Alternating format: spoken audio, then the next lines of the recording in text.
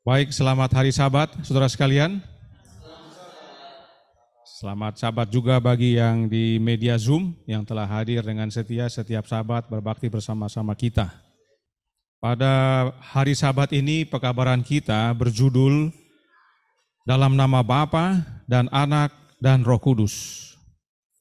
Pekabaran ini berupa pelajaran agar umat Allah dapat melihat makna perintah agung serta baptisan yang alkitabiah dan pentingnya dibaptiskan dalam nama yang benar. Baru-baru ini telah dilakukan upacara baptisan yang dipimpin langsung oleh Ketua Uni Indonesia Kawasan Barat yang bertempat di Chapel Unai di Bandung. Melalui pemimpinnya, Gereja Advent membuat cara membaptis yang baru, yang tidak terdapat dalam Alkitab dan juga tidak terdapat dalam tulisan Roh Nubuat. Berikut cuplikannya. Anakku Marcelo Simon Sudarmono. Anakku Patricia Rosmawati Manik. Anakku Areli Harseli Atmajaya.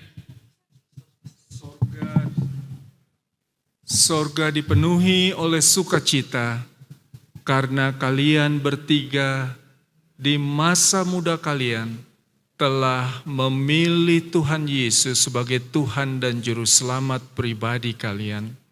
Itu sebabnya pada pagi hari Sabat Tuhan yang kudus, kami hamba-hamba Tuhan, pendeta Gereja Masih Advent hari ke-7, membaptis kalian bertiga di dalam nama Allah Bapa dan Allah Anak dan Allah Roh Kudus.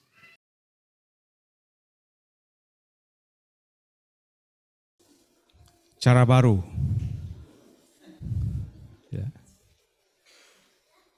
Bagi kaum Trinitas hal itu biasa sebab sering mereka membaca yang tidak tertulis dan membaca terbalik. Di dalam Alkitab tertulis anak Allah, tapi mereka baca Allah anak, tidak tertulis dan dibaca terbalik. Roh Allah, mereka baca Allah roh, tidak tertulis dan dibaca terbalik. Jadi biasa bagi mereka. Tetapi bagi umat-umat Allah yang setia mengikut kebenaran dan tinggal dalam kebenaran, tahu bahwa cara baptisan Ketua Uni Barat tersebut tidak alkitabiah dan tidak ada dalam Roh Nubuat. Kita prihatin melihat penyimpangan tersebut dan hanya bisa berkeluh kesah. Karenanya kita perlu kaji dan pelajari perintah Yesus yang agung agar menjadi pembaharuan dan pertobatan bagi kita semua. Nah, sering orang berkata bahwa Matius 28 ayat 19 adalah perintah agung. Padahal perintah agung itu dimulai dari ayat 18. Mari kita baca Matius 28 ayat 18 sampai 20. Yesus mendekati mereka dan berkata, "Kepadaku telah diberikan segala kuasa di sorga dan di bumi. Karena itu pergilah, jadikanlah semua bangsa muridku dan baptislah mereka dalam nama Bapa dan Anak dan Roh Kudus. Dan ajarlah mereka melakukan segala sesuatu yang telah kuperintahkan kepadamu, dan ketahuilah, aku menyertai kamu senantiasa sampai kepada akhir zaman." Yang memberi perintah adalah Yesus. Dia memiliki segala kuasa. Itu sebabnya Yesus berikan perintah, dan tidak hanya perintah, tapi juga jaminan bahwa Dia yang punya segala kuasa menyertai kita. Nah, tentang ayat 18 ini, Roh Nubuat berkata, kita akan pelajari dari Roh Nubuat pertama-tama, kemudian kita lanjutkan dari firman Tuhan.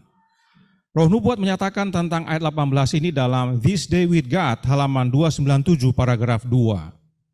Kepada Kristus dan hanya kepada Kristus saja diberikan hak otoritas atas segala sesuatu. Mereka yang menaruh kepercayaan mereka kepadanya dan akan memegang teguh pengakuan iman mereka sampai akhir akan dilindungi.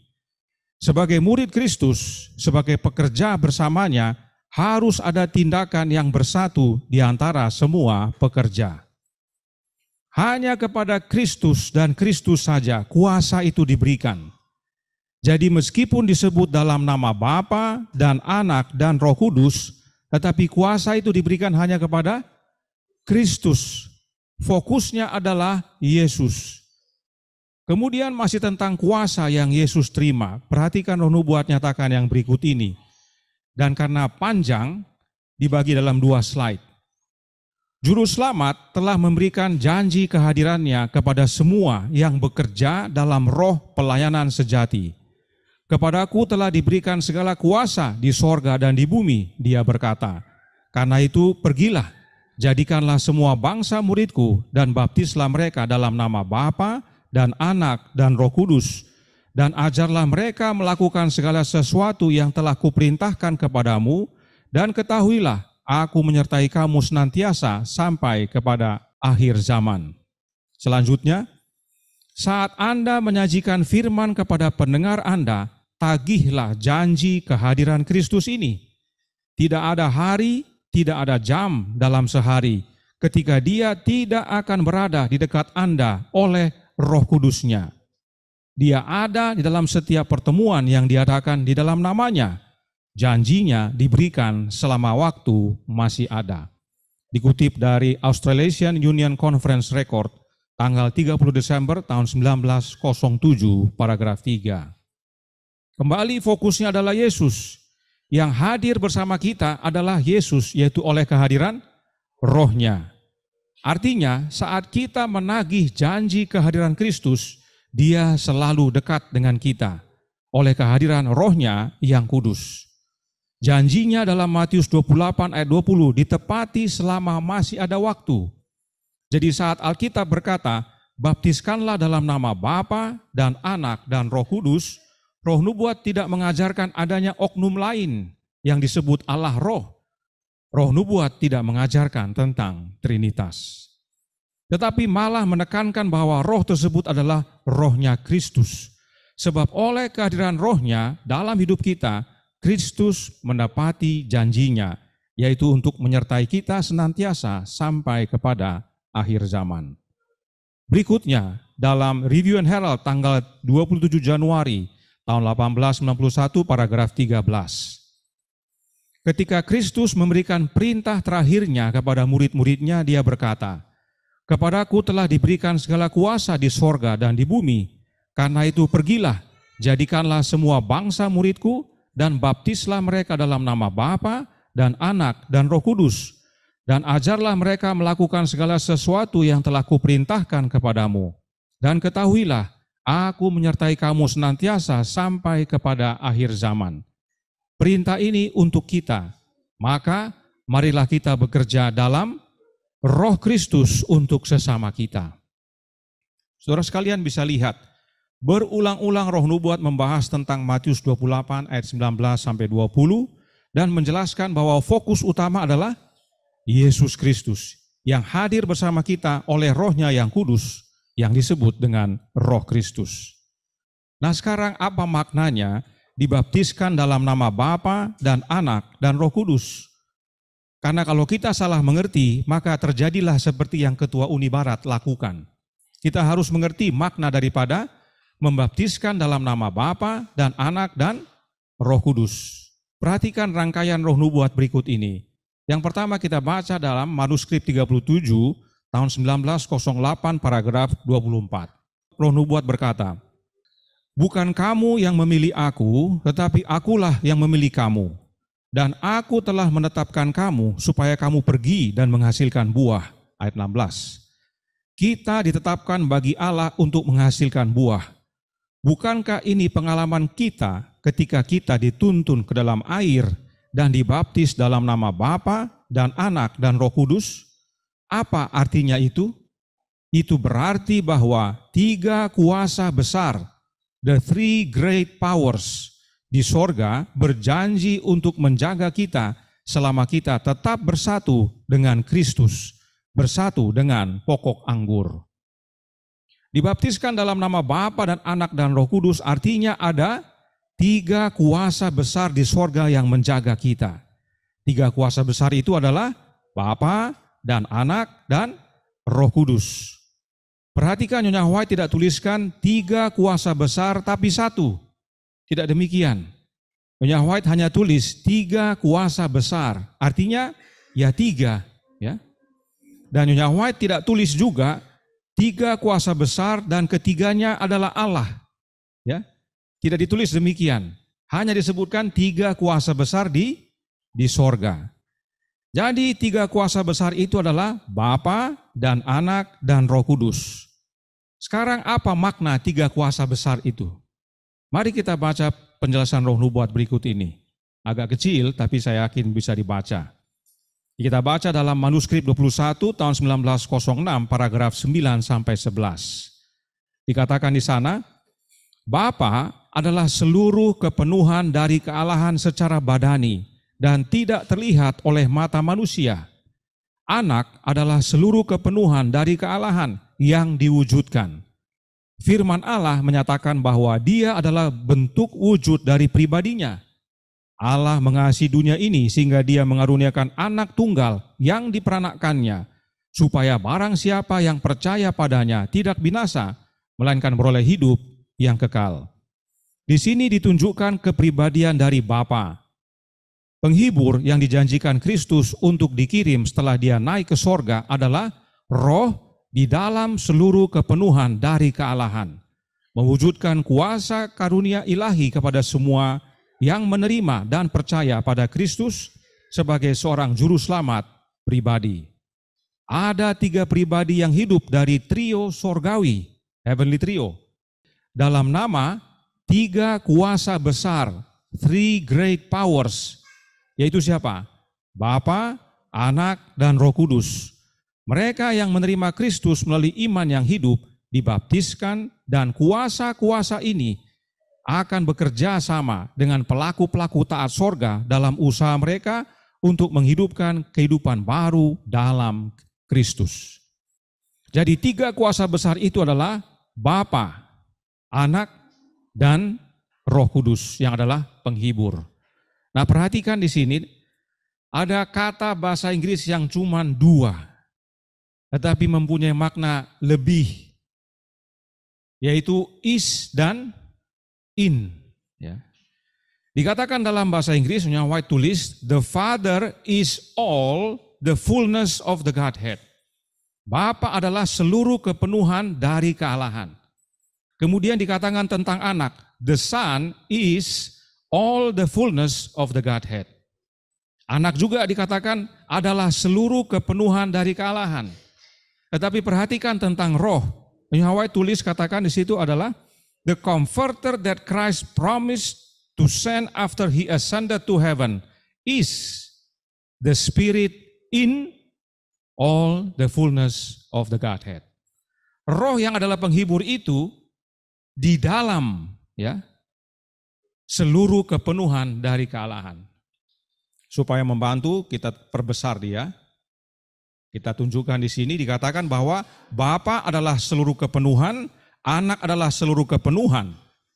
Bapa dan Anak adalah sama-sama seluruh kepenuhan dari kealahan. Tetapi penghibur itu adalah Roh di dalam seluruh kepenuhan dari kealahan.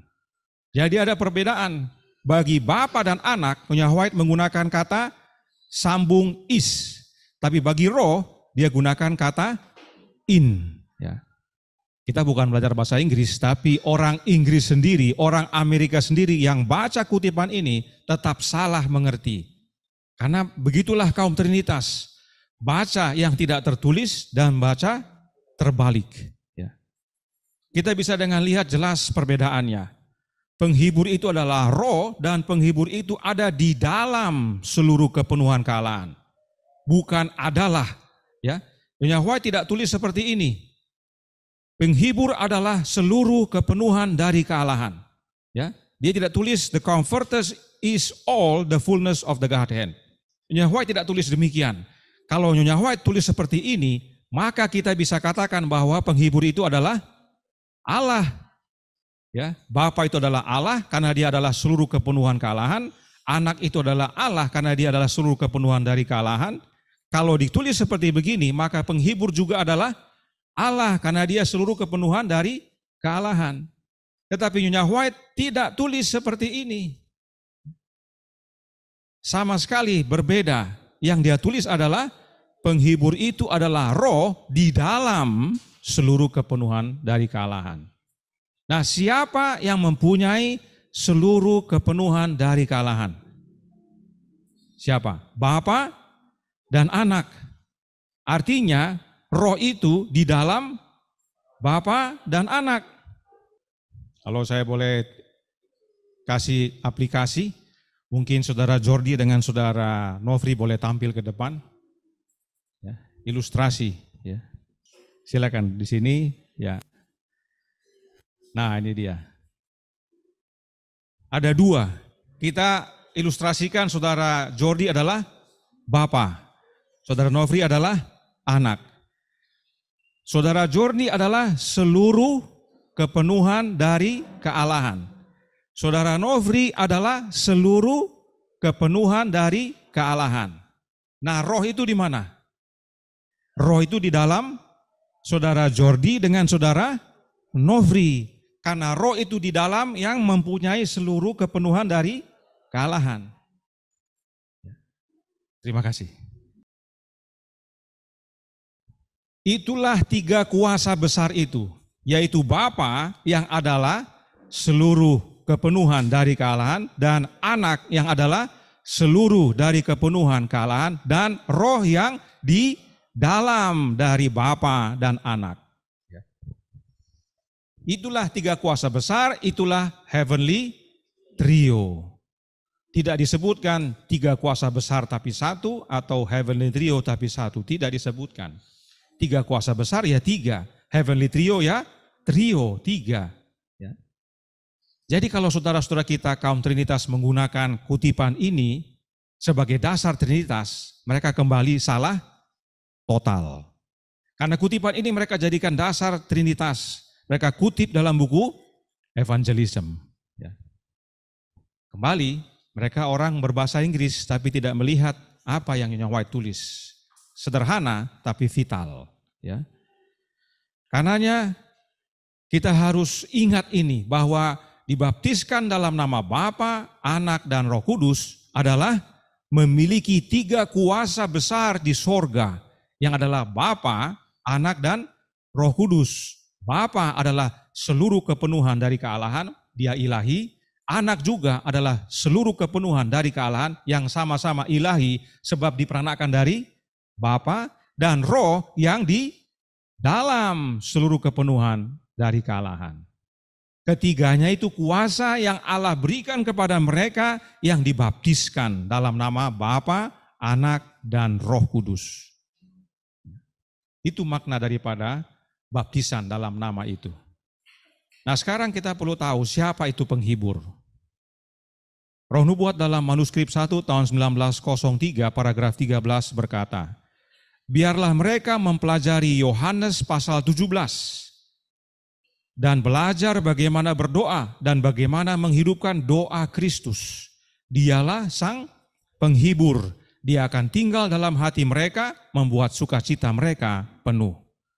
Jelas bahwa penghibur itu adalah Yesus Kristus itu sendiri melalui kehadiran rohnya dalam hati kita. Ini juga salah satu fakta tulisan Roh Nubuat yang tidak diajarkan oleh guru-guru Trinitas. Dan perhatikan, ini diterbitkan tahun 1903, yaitu 5 tahun sesudah buku Kerinduan Segala Zaman terbit di tahun 1898.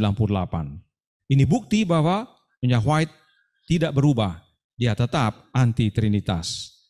Kemudian dalam manuskrip 7 tahun 1902, paragraf 10 dikatakan, Kristus dikenal dengan nama yang diberkati, si penghibur. Christ is to be known by the blessed name of Comforter. 4 tahun sesudah buku Kerinduan Segala Zaman terbit, Nyonya White tetap menyebutkan bahwa Kristuslah sang penghibur.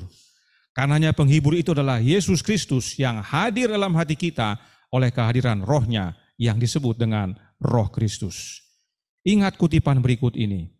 Dalam suratnya nomor 7 tahun 1891 paragraf 14, Nyonya White menuliskan, Kristus memberitahu kita bahwa Roh Kudus adalah penghibur, dan penghibur adalah Roh Kudus. Roh kebenaran yang akan diutus oleh Bapa dalam namaku, Yohanes 14 ayat 26. Aku akan minta kepada Bapa dan ia akan memberikan kepadamu seorang penolong yang lain, supaya ia menyertai kamu selama-lamanya, yaitu Roh kebenaran. Dunia tidak dapat menerima dia, sebab dunia tidak melihat dia dan tidak mengenal dia. Tetapi kamu mengenal dia, sebab ia menyertai kamu dan akan diam di dalam kamu. Yohanes 14 ayat 16 dan 17. Ini merujuk pada kemahahadiran Roh Kristus yang disebut penghibur. Berdasarkan tulisan Roh Nubuat, dengan jelas kita bisa lihat bahwa Roh Kristus itulah penghibur. Dan karena Roh Kudus adalah penghibur, maka Roh Kudus adalah Roh Kristus. Roh Kudus, kata Nyonya White dan Alkitab, adalah penghibur. Penghibur adalah Roh Kudus. Dan Roh Kristus adalah penghibur. Jadi Roh Kudus dengan Roh Kristus sama-sama penghibur. Karenanya Roh Kudus dengan Roh Kristus adalah sama. Roh Kudus adalah penghibur, Roh Kristus adalah penghibur. Tidak heran Nyonya White katakan Roh Kudus yang adalah Roh Kristus. Ya. Penolong yang lain juga sama, karena penolong yang lain juga adalah Roh Kudus. Roh kebenaran juga sama, karena Roh kebenaran adalah Roh Kudus. Semuanya itu adalah Rohnya Kristus. Ya.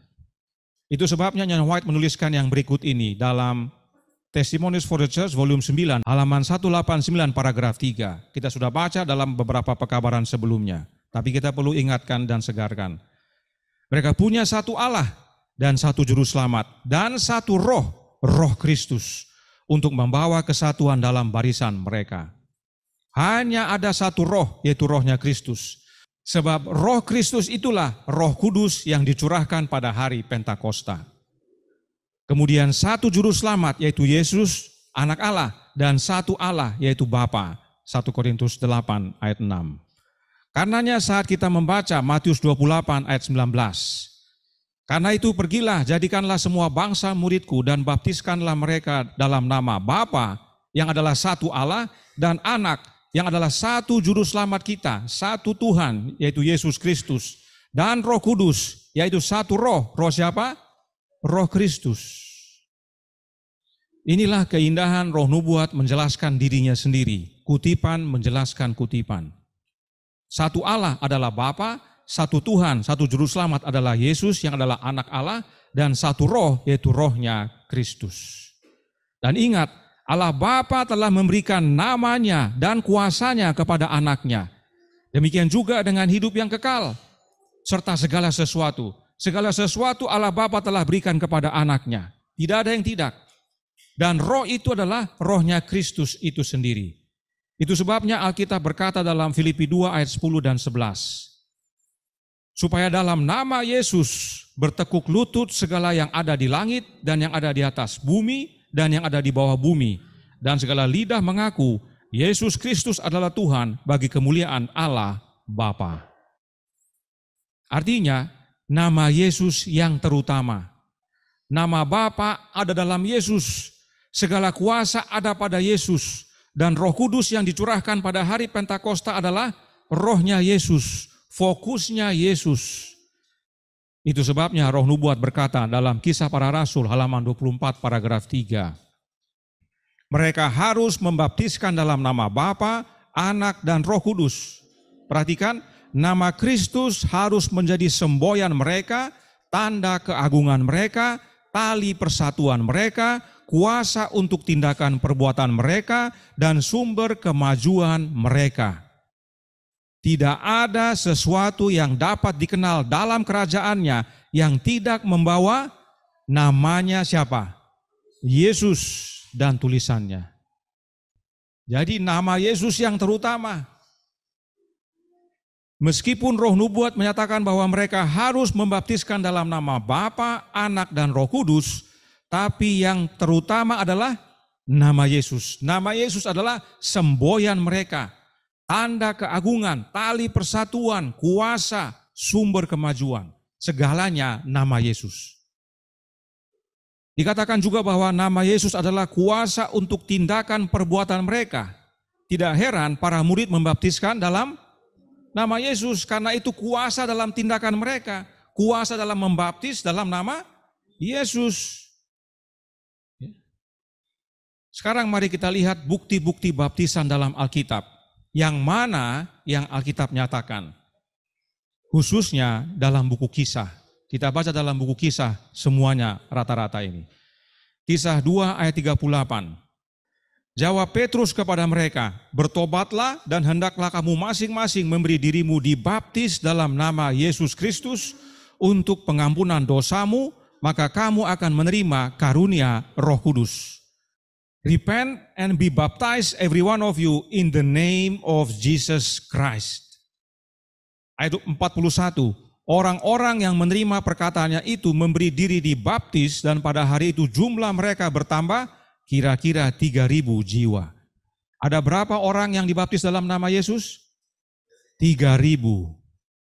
Bukan sedikit. Ayat 47 kita baca. Kisah 2 ayat 47.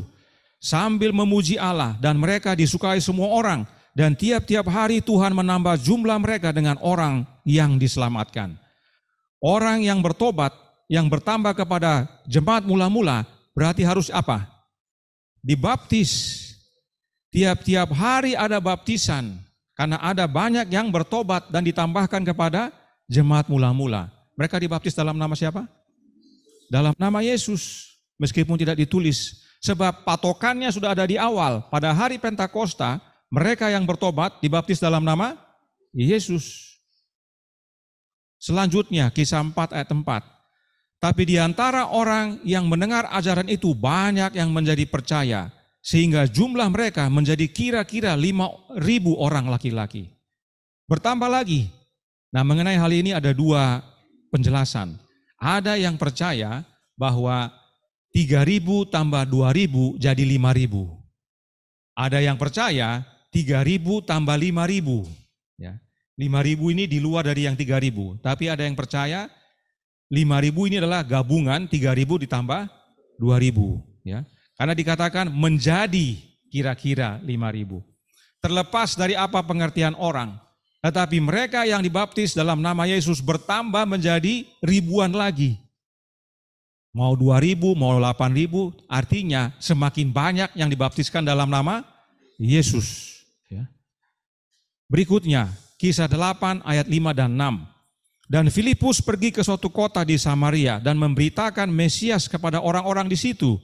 Ketika orang banyak itu mendengar pemberitaan Filipus dan melihat tanda-tanda yang diadakannya, mereka semua dengan bulat hati menerima apa yang diberitakannya itu.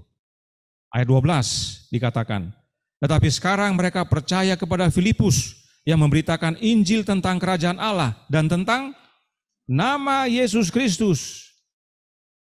Nama Yesus itu adalah tanda keagungan, tali persatuan, kuasa tindakan. Tidak heran mereka kabarkan. Dan mereka yang percaya dikatakan memberi diri mereka dibaptis, baik laki-laki maupun perempuan. Jadi Filipus pergi ke sebuah kota di Samaria mengabarkan dan banyak yang bertobat. Tidak disebut jumlahnya, tapi orang-orang di kota artinya tidak sedikit. Bertambah lagi jiwa-jiwa yang dibaptiskan dalam nama Yesus.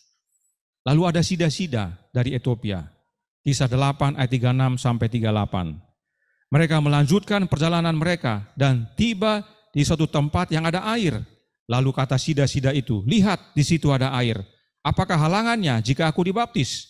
Sahut Filipus, jika Tuhan percaya dengan segenap hati, boleh.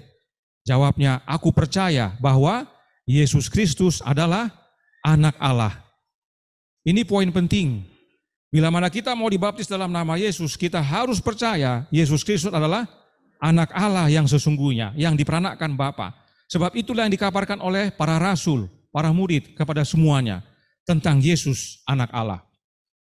Lalu orang Ethiopia itu menyuruh menghentikan kereta itu, dan keduanya pun turun ke dalam air, baik Filipus maupun sida-sida itu, dan Filipus membaptis dia.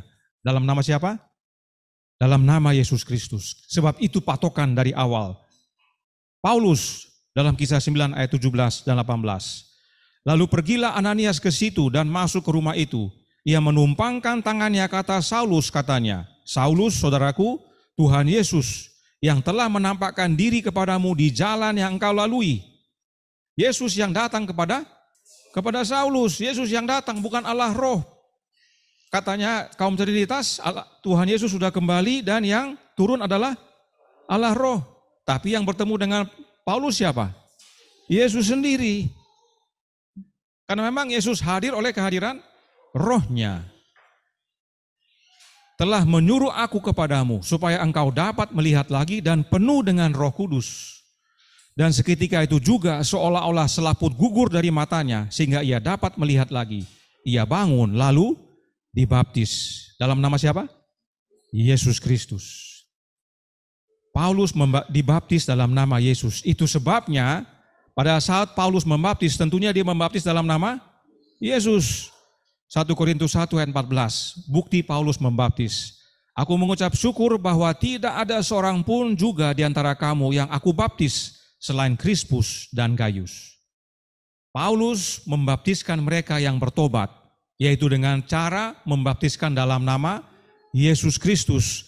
Sebab demikianlah Paulus dibaptiskan oleh Ananias, dan juga demikian Ananias menerima baptisan sebelum membaptiskan Paulus. Ini kebenaran penting yang perlu kita ketahui dan ingat, bahwa mereka yang membaptiskan dalam nama Yesus sudah terlebih dahulu menerima baptisan dalam nama Yesus.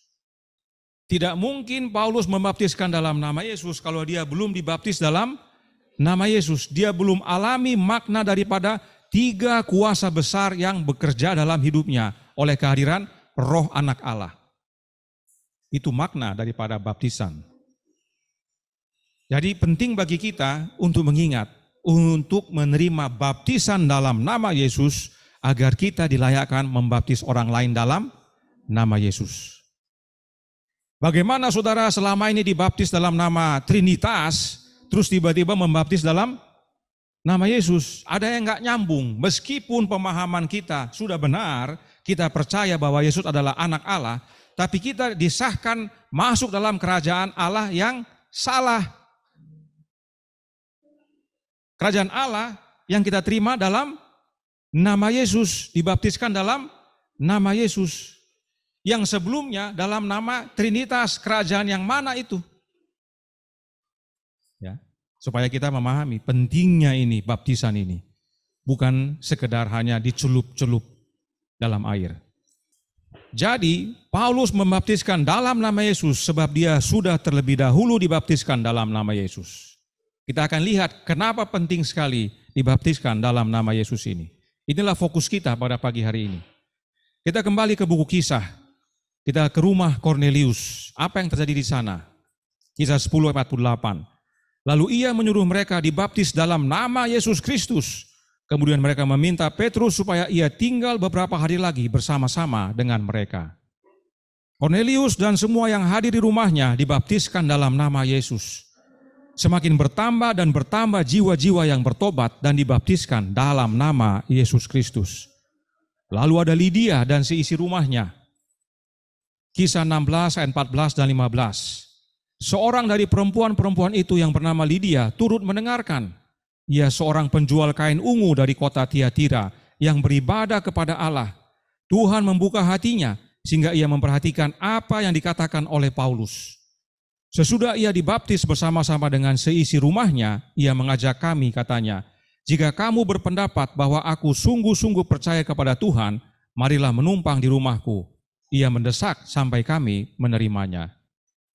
Baptisan yang Lydia terima beserta seisi rumahnya, baptisan dalam nama Yesus Kristus. Berikutnya kepala penjara dan keluarganya. Kisah 16 ayat 33. Pada jam itu juga kepala penjara itu membawa mereka dan membasuh bilur mereka. Seketika itu juga ia dan keluarganya memberi diri dibaptis.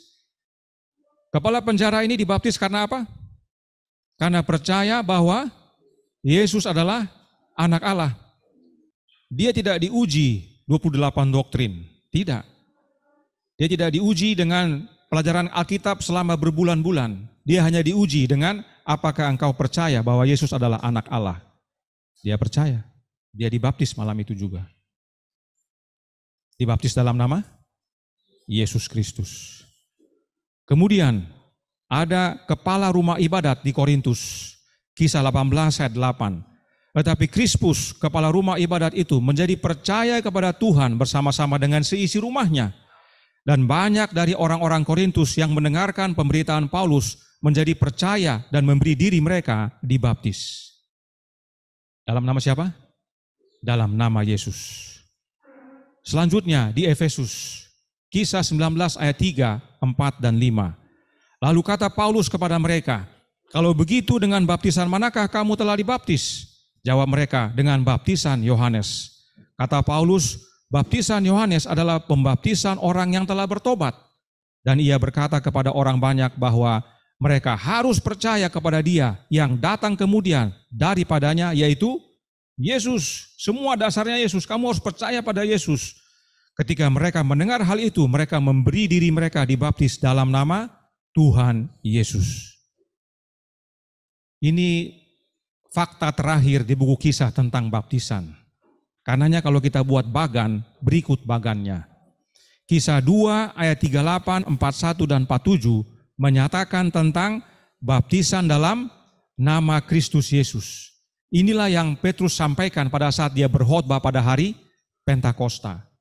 Kemudian dalam Kisah 4 ada yang menjadi percaya dan bertobat 5.000 orang. Mereka juga pasti dibaptis. Kisah 8 ayat 5, 6, dan 12 mereka memberi diri dibaptis. Kota di Samaria. Sida-sida Ethiopia memberi diri dibaptis. Kisah 8 ayat 36 sampai 38. Meski tidak disebut tapi pasti dalam nama Yesus.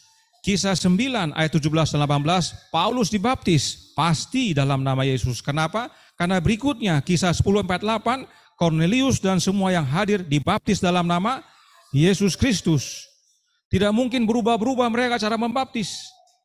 Ada yang membaptis dalam nama Yesus, ada yang membaptis dalam nama Bapa, Anak, dan Roh Kudus, atau yang jenis lain. Tidak mungkin. Karena mereka menerima kecurahan roh yang sama. Cara membaptis mereka dari awal sampai pada akhirnya adalah sama. Itu sebabnya meskipun Lydia, kepala penjara, Krispus, tidak disebutkan dibaptis dalam nama Yesus, tapi pada pasal 19 diulangi lagi bahwa mereka dibaptis dalam nama Yesus Kristus. Polanya sama. Ini perlu kita tahu. Ribuan dan ribuan orang yang dibaptiskan dalam nama Yesus. Tidak ada satu catatan pun dalam Alkitab ada baptisan dalam nama Bapa dan Anak dan Roh Kudus. Tidak ada. Apalagi dalam nama Allah Bapa dan Allah Anak dan Allah Roh Kudus. Tidak ada dalam Alkitab, tidak ada dalam Roh Nubuat. Itu ciptaan manusia karena dongeng Trinitas. Ya. Penting sekali kita tahu dan pahami ini supaya kita jangan bimbang dan ragu. Dan mereka juga tahu bahwa baptisan itu adalah mati bersama Yesus dan bangkit bersama Yesus. Paulus merangkumkan dalam Roma 6 ayat 3 dan 4. Atau tidak tahukah kamu bahwa kita semua yang telah dibaptis dalam Kristus telah dibaptis dalam kematiannya?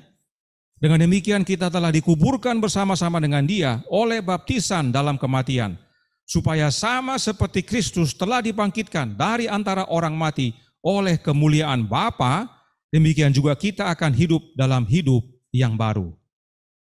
Baptisan itu adalah mati bersama Yesus dan bangkit sebagaimana Yesus bangkit oleh kemuliaan Bapa. Apa itu kemuliaan Bapa? Apa itu kemuliaan Bapa tadi pagi pada waktu renungan pagi? Setan menyaksikan Yesus dibaptis. Dia melihat kemuliaan Bapa turun menaungi Yesus. Apa itu kemuliaan Bapa itu? Rohnya Bapa. Ya. Jadi Yesus dibangkitkan dari antara orang mati oleh rohnya Bapa. Itu juga kita dapat baca Roma pasal 8. Dengan menerima rohnya Bapa, kita menerima kebangkitan yang serupa yang Yesus alami. Itulah makna dan wujud daripada baptisan. Bagaimana caranya kita menerima rohnya Bapa? Melalui anaknya. Dengan menerima roh anak Allah, kita menerima roh Bapa. Tidak heran nama Yesuslah yang jadi semboyan, dalam nama Yesus mereka dibaptiskan. Kuasa dalam tindakan mereka. Karenanya Paulus berkata dalam Kolose 2 ayat 12, karena dengan Dia kamu dikuburkan dalam baptisan, dan di dalam Dia kamu turut dibangkitkan juga oleh kepercayaanmu kepada kerja kuasa Allah yang telah membangkitkan Dia dari orang mati. Siapa Dia dalam ayat ini? Yesus Kristus. Dia dalam ayat ini bukan Trinitas. Dia dalam ayat ini bukan Bapa, Anak, dan Roh Kudus. Bukan. Dia dalam ayat ini hanya Yesus. Apa yang Paulus nyatakan dalam ayat ini selaras dengan Roma 6 ayat 3 dan 4 tadi. Itu sebabnya ribuan baptisan dalam Alkitab hanya dilakukan dalam nama Yesus Kristus. Tidak satu pun catatan dalam Alkitab tentang baptisan dalam nama Bapa, Anak, dan Roh Kudus. Apalagi baptisan yang disampaikan oleh ketua uni tadi. Tidak ada. Ya. Kenapa mereka berbuat demikian? Kenapa ketua uni dan gereja Advent membaptiskan dalam cara yang salah, dalam nama yang salah? Kenapa? Karena mereka telah berzina. Mereka telah mengganti Allah mereka dengan yang bukan Allah. Itu sebabnya mereka mengganti cara baptisan yang benar dengan cara yang salah, bahkan menciptakan yang lebih menyimpang lagi. Karenanya saya menghimbau bagi semua umat yang percaya bahwa Yesus adalah anak Allah, yaitu anak yang Bapa peranakkan, yang adalah jalan dan kebenaran dan hidup, yang adalah penghibur dan pengantara kita, agar menyerahkan diri untuk dibaptiskan dalam cara yang benar, yaitu dalam nama Yesus Kristus. Sebab dahulu saudara dibaptiskan dalam cara yang salah, cara ilah lain. Adakah saudara mau bertahan dalam baptisan hasil perzinahan? Baptisan Trinitas itu adalah hasil perzinahan. Mengganti Allah kepada yang bukan Allah. Itulah yang kita terima dulu. Mau saudara bertahan terhadap baptisan seperti itu? Bertobat dan berdirimu dibaptis dalam nama Yesus Kristus dan menerima pengurapan Roh Kudus yang adalah Roh Kristus. Perhatikan Paulus berkata dalam Galatia 3 ayat 27. Karena kamu semua yang dibaptis dalam Kristus telah mengenakan Kristus. Apa artinya mengenakan Kristus? Pertama kita baca penjelasan Alkitab. Ayub 29 ayat 14 berkata, Aku berpakaian kebenaran dan keadilan menutupi aku seperti jubah dan serban. Siapa kebenaran? Yesus Kristus. Kita mengenakan kebenaran sama dengan mengenakan Kristus. Siapa keadilan? Yesus Kristus, sebab Allah Bapa menunjukkan keadilannya melalui anaknya. Roma 3 ayat 15. Kristus Yesus telah ditentukan Allah menjadi jalan pendamaian karena iman dalam darahnya. Hal ini dibuatnya untuk menunjukkan keadilannya karena ia telah membiarkan dosa-dosa yang telah terjadi dahulu pada masa kesabarannya. Pengorbanan Kristus itu adalah wujud dari keadilan Allah Bapa. Keadilan Allah Bapa dinyatakan dalam anaknya. Jadi kalau dikatakan kita mengenakan kebenaran dan keadilan, itu sama dengan mengenakan Kristus. Kemudian Yesaya 61 ayat 10, Aku bersukaria dalam Tuhan, jiwaku bersorak-sorai dalam Allahku, sebab ia mengenakan pakaian keselamatan kepadaku, dan menyelubungi aku dengan jubah kebenaran, seperti pengantin laki-laki yang mengenakan perhiasan kepala, dan seperti pengantin perempuan yang memakai perhiasannya. Siapa keselamatan kita? Yesus Kristus. Siapa kebenaran kita? Yesus Kristus. Mengenakan Kristus artinya menerima keselamatan dan kebenaran. Ini pentingnya dibaptis dalam Yesus. Dan bila mana kita sudah mengenakan Kristus, maka kita tentunya menjadi manusia baru. Efesus 4 ayat 21 sampai 24 berkata, Karena kamu telah mendengar tentang Dia yang menerima pengajaran di dalam Dia, menurut kebenaran yang nyata dalam Yesus, yaitu bahwa kamu berhubung dengan kehidupan kamu yang dahulu harus menanggalkan manusia lama yang menemui kebinasaannya oleh nafsunya yang menyesatkan, supaya kamu dibaharui di dalam roh dan pikiranmu dan mengenakan manusia baru yang telah diciptakan menurut kehendak Allah di dalam kebenaran, dan kekudusan yang sesungguhnya. Kita telah mendengar tentang Yesus, menerima pengajaran dalam Yesus, menurut kebenaran yang nyata dalam Yesus. Karenanya kita harus lepaskan jubah kotor kita, manusia lama kita yang membawa kebinasaan. Lalu dibaharui dalam roh, yaitu rohnya siapa? Rohnya Yesus, agar mengenakan manusia baru yang Bapa ciptakan menurut kehendak Bapa di dalam kebenaran, yaitu dalam Yesus. Sebab itulah keselamatan. Karenanya penting sekali untuk mengenakan Kristus ini, yaitu dengan menerima baptisan dalam Kristus. Sebab baptisan adalah mati bersama Kristus dan bangkit sebagaimana Kristus bangkit, yaitu oleh kuasa Roh Bapa menjadi manusia baru. Bagaimana dengan roh nubuat? Apa penjelasan roh nubuat tentang mengenakan Kristus? Berikut kita baca penjelasannya. Yang pertama dari Testimonies for the Church, volume 6, halaman 97, paragraf 1. Pengetahuan tentang Allah dan tentang Yesus Kristus yang dinyatakan dalam karakter adalah pemuliaan di atas segala sesuatu yang dihargai di bumi atau di sorga. Itu adalah pendidikan yang paling tinggi. Ya, pengetahuan tentang Allah dan anaknya adalah pendidikan yang paling tinggi. Itu adalah kunci yang membuka pintu-pintu gerbang kota sorga. Pengetahuan ini adalah maksud Allah yang harus dimiliki oleh semua orang yang mengenakan Kristus melalui baptisan. Dengan pengetahuan tertinggi ini dapat kita peroleh dengan mengenakan Kristus melalui baptisan, yaitu pengetahuan akan Bapa dan anaknya. Selanjutnya, dalam Christian Education, ya, Fundamentals of Christian Education, halaman 476, paragraf 1, dikatakan, orang Kristen telah keluar dari kegelapan menuju terang. Mereka telah mengenakan Kristus dan mereka mengenakan lambang kebenaran dan penurutan. Mereka diatur oleh prinsip-prinsip luhur dan kudus yang dinyatakan Kristus dalam hidupnya. Jadi mengenakan Kristus itu adalah hidup dalam terang, yang adalah Kristus itu sendiri. Hidup dalam kebenaran dan penurutan, yaitu dalam Kristus itu sendiri. Dan hidup dalam prinsip-prinsip luhur dan kudus, yaitu dalam Kristus itu sendiri. Semuanya tentang Yesus. Nah sekarang pertanyaannya, bagaimana cara mengenakan Kristus?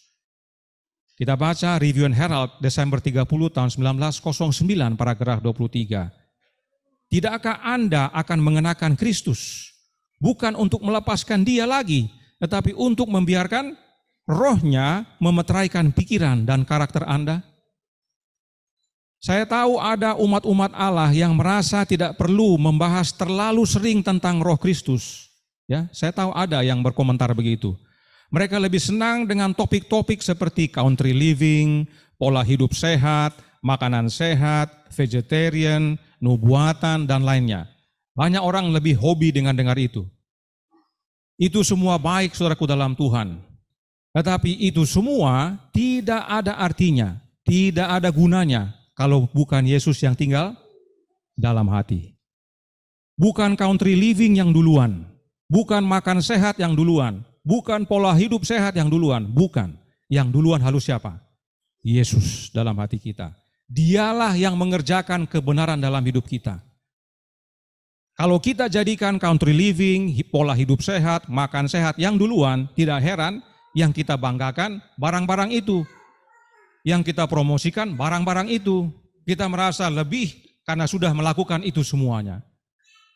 Kalau sudah begitu pola kita, itu sama dengan Trinitas. Karena pada waktu Trinitas kita semua begitu, betul?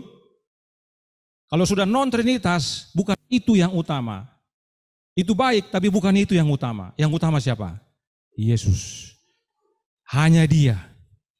Dia semboyan kita, Dia kekuatan kita, persatuan kita, kuasa kita, tindakan kita, berbuah gara-gara Dia.